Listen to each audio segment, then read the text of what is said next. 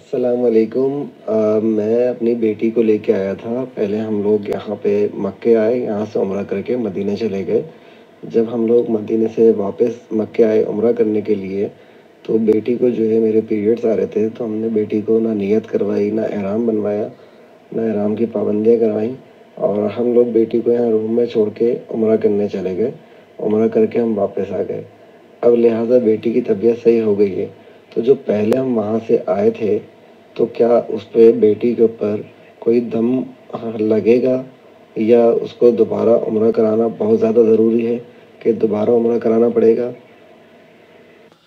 नहमदुहु व नसल्ली अला रसूलिहिल करीम अम्मा बाद। मेरे ख़्याल से आप सवाल बिल्कुल क्लियर समझ चुके होंगे और ये कोई ऐसा कॉम्प्लिकेटेड इशू नहीं है, इसको कॉम्प्लिकेटेड बना दिया गया है उन लोगों ने जो कि दीन को या तो समझना नहीं चाहते या दीन को अपने ख़ास मकतब फ़िक्र और ख़ास मनहज के मुताबिक समझकर अमल करने की कोशिश करते हैं। और जब उनके ऊपर मुसीबत का पहाड़ तोड़ बैठता है एक मौलवी, तब फिर वो उनको किया तंग बुतों ने तो खुदा याद आया, इस तरह की बात अगर कही जाए तो शायद गैर मुनासिब ना हो। जी हाँ, अमेरिका से एक खातून आई थी, बल्कि कल ही एक हकीम साहब हिंदुस्तान से आए और उन्होंने मुझे तोहफ़ा भी ला कर दिया है।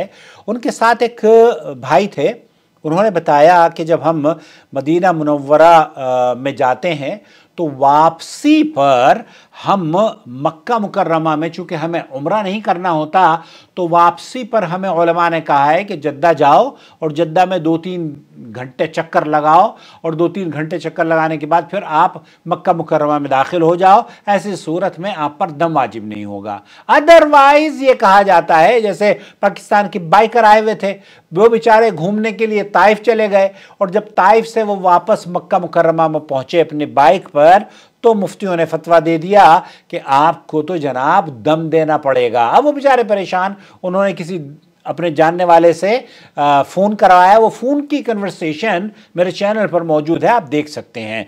तो उनको भी मैंने बताया कि देखिए, इसका ताल्लुक एहराम का जो ताल्लुक है ना, वो उम्रे के साथ है या हज के साथ है। मुफ्ती ममलकत सऊदी अरब क्या कह रहे हैं, इससे पहले कि मैं मुफ्ती ममलकत सऊदी अरब की बात आपको बताऊं, एक पाकिस्तानी खातून अमेरिका में रहती हैं और वो लाखों रुपए खर्च करके, डॉलर्स, थाउजेंड ऑफ डॉलर खर्च करके ताइफ में बैठकर मुझे टेक्स्ट मैसेज कर रही हैं और ये समझ रही हैं कि आकिल साहब 24 घंटे सिर्फ इनका यही काम है। अल्लाह की बंदी, आपको 25 हलाला खर्च करने में इतनी कंजूसी होती है और जब मौलवी ये बता देता है ना कि आपको 800 रियाल दम के देने पड़ते हैं, तब दम निकलता है, तब तो खुशी खुशी दे देती हैं। लेकिन अगर हम ये कहें कि आप चैनल को सपोर्ट कर दें तो कहते नहीं, हमारे पास तो, हम तो गरीब लोग हैं। अल्लाह आप लोगों की गरीबी को दूर करे।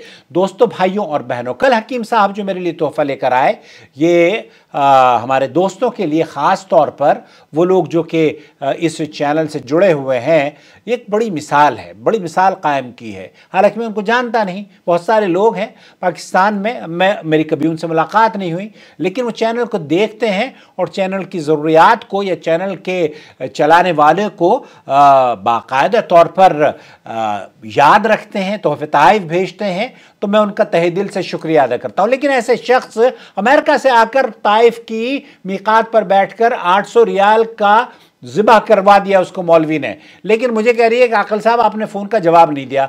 आकिल साहब का फ़ोन व्हाट्सएप का, आप यकीन कीजिए कि वो व्हाट्सएप पे सिर्फ जब मुझे ज़रूरत होती है, मेरी एक टाइमिंग है, उसी टाइमिंग के मुताबिक मैं लोगों के मसाइल का जवाब देने के लिए हाजिर होता हूँ। ऐसा नहीं है कि 24 घंटे मोहम्मद आकिल जनाब आपकी खिदमत में अवेलेबल रहे।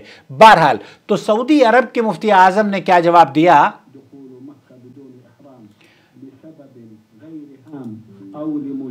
क्या हम मक्का मुकर्रमा में बगैर उम्रे की नीयत के, बगैर एहराम के दाखिल हो सकते हैं?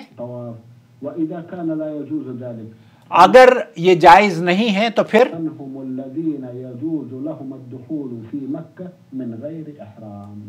वो लोग कौन हैं जिनको मक्का मुकर्रमा में दाखिले पर एहराम बांधने की इजाज़त या बग़ैर एहराम के दाखिल हो सकते हैं? और वो लोग कौन हैं जो कि मक्का मुकर्रमा में दाखिल होते वक्त एहराम जिनको बांधना चाहिए? مكة للطواف أو لزيارة بعض أقاربه أو أصدقائه। आप अगर मक्का मुकर्रमा में दाखिल इसलिए हो रहे हैं कि आप तवाफ करेंगे, बैतुल्लाह की ज़ियारत करेंगे, नमाजें पढ़ेंगे और अपने किसी दोस्त या रिलेटिव के घर जाएंगे, तो ऐसी सूरत में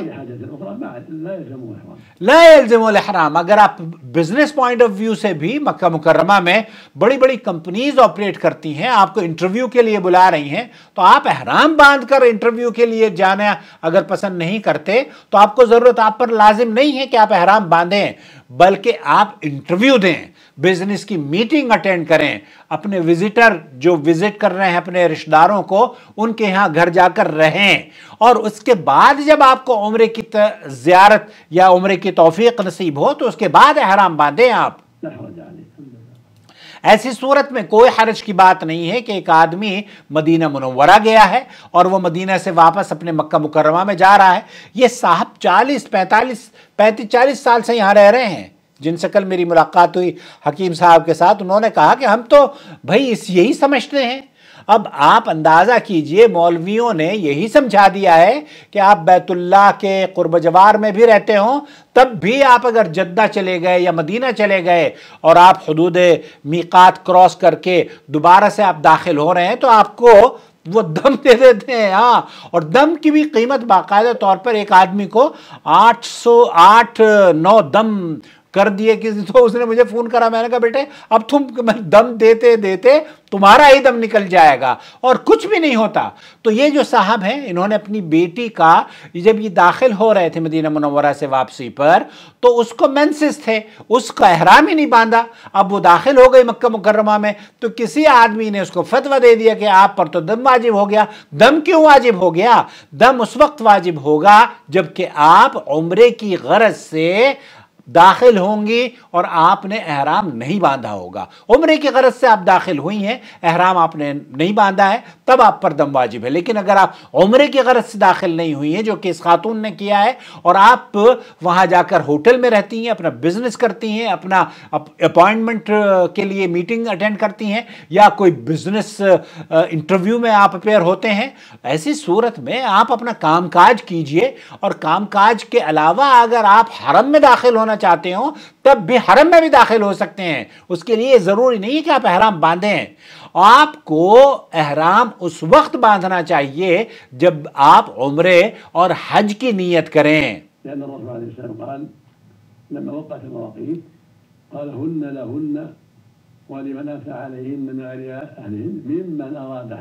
मिम्मन अराद अल हज वल उम्रा, अल्लाह के रसूल सल्लल्लाहु अलैहि वसल्लम ने फरमाया है, वो शख्स जो मीकात को उबूर करता है और जिसकी गरज उम्रा और हज अदा करना होती है, ऐसी सूरत में उसे चाहिए कि वो वहां से एहराम बांधे। तो एहराम कौन लोग बांधेंगे? वो लोग बांधेंगे जो कि उम्रे की अदायगी के लिए जा रहे हैं, खास तौर पर औरतों के लिए। औरतें अगर चाहें कि अगर ऐसी, क्योंकि वो अनसर्टन सिचुएशन रहती है, मर्द भी अगर शर्तिया नियत कर लें और ये कह लें इन हबसनी हाबिस फमहल्ली हैथुमा हबसनी, तो ऐसी सूरत में जब मैं कोई हादसा पेश आ जाए और मैं एहराम खोल दूं तो फिर वो मुझ पर कोई पाबंदी आयद ना हो। तो ऐसी सूरत में अगर आप शर्तिया नियत कर लेती हैं या शर्तिया नियत कर लेते हैं तो आप पर वैसे भी दम वाजिब नहीं होता। और अगर शर्तिया नियत नहीं की है आपने और आपने एहराम खोल दिया है तो ऐसी सूरत में दम वाजिब होगा, क्योंकि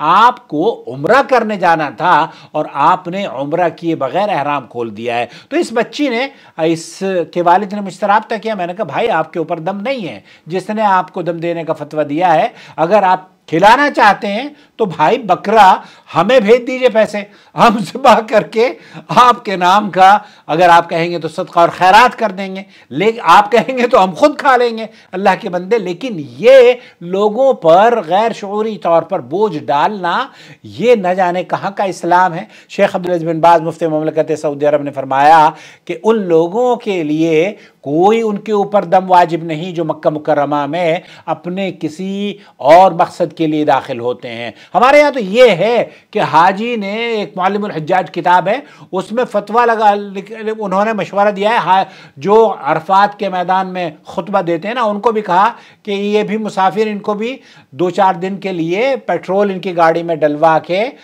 इन्हें घुमाया जाए ताकि इनके पीछे हमारी नमाजें हो जाएं। तो ये दिमाग में इनके ये है कि यहाँ पर भी मजहबी तासुब को, ये अपने एहराम के कपड़े तो ज़ेबतन कर लेते हैं लेकिन वो मजहबी तासुब नहीं छोड़ पाते जिसे इन्हें छोड़कर बैतुल्लाह में दाखिल होना चाहिए। जब बैतुल्लाह में आप दाखिल हो ना, अल्लाह आपको बार बार तौफीक अता फरमाए, तो उलमा से रब्ता करने के लिए आप उन्हें कॉल कर सकते हैं। हमारे यहाँ तो फ़ोन नंबर में कई मरतबा अपने चैनल पर अपलोड भी करता हूँ कि भाई उलमा के ये नंबर हैं, आप इन उलमा से रब्ता कर सकते हैं। लेकिन अगर आप कोई मुझसे भी बात करना चाहते हो तो मोस्ट वेलकम, आप मुझसे बात कर सकते हैं फ़ोन पर। इमरजेंसी के मसाइल उन पर इंशाअल्लाह ताला हल हो जाएंगे। अस्सलाम वालेकुम वरहमतुल्लाहि वबरकातुहू। कोई दम्म वाजिब नहीं है आपके ऊपर। आप मक्का मुकर्रमा में बग़ैर एहराम की नीयत के दाखिल हुई थी। अल्लाह रब्बुल आलमीन उम्रे की आपको बार बार सआदत नसीब फरमाए, और जब नेक्स्ट टाइम आप तशरीफ़ लाएँ और अगर कोई इमरजेंसी की सिचुएशन हो तो 1-2 मिनट पैसे खर्च करने में कोई हर्ज नहीं है, कॉल कर लिया करें। ويرشد الناस من طريق الإذاعة، من طريق الكتابة والصحافة، من طريق التلفاز، يعلم الناس دينهم. الله ولي الذين آمنوا يخرجهم من الظلمات إلى النور، والذين كفروا أولياؤهم الطاغوت يخرجونهم من النور إلى الظلمات، أولئك